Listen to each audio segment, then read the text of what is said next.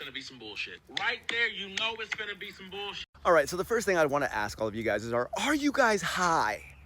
As you guys can see, considering I'm stitching King Lion's video, that's King Lion and a bunch of other comic talk people have made videos on how Storm will win because of how much more powerful she is. But guys, there's another aspect to this fight that most people are just overlooking. And that is the fact that Storm is a way more accomplished martial artist than Aang.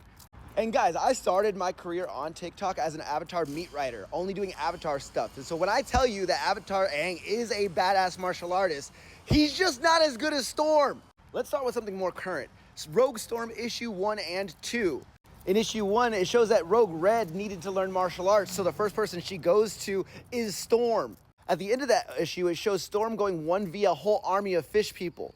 In issue 2, she was able to shoot 3 arrows at the same time, only using her hearing to find her target.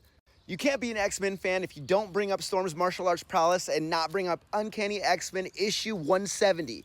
Where Storm is being affected by plague and her claustrophobia, challenges Callisto to a 1v1. Sorry, I thought this panel was badass. Somebody throws a knife from the crowd and she catches it without looking. And without her powers, was able to stick Callisto in the chest and win that 1v1. Uncanny X-Men issue 201. Storm, with no powers, tells Cyclops, let's get it on. One of us has to be the leader. This issue shows how smart of a tactician Storm is, considering she was able to build traps on the fly and take down Cyclops with 1 grapple.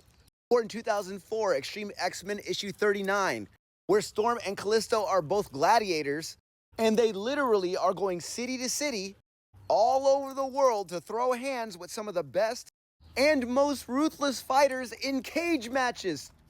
But even this is not the best interpretation of how Storm is as a fighter. That belongs to Sword issue 8. Where Storm challenges Tarn the Uncaring to a ritualistic battle. Tarn has the ability to affect anybody genetically without touching them, so the first thing he does is strip Aurora of her powers, and then change her body into a beast. But Storm had a knife up her sleeve and understood that Tarn's biggest weakness is his pride. She got close and slipped that knife right close to his heart.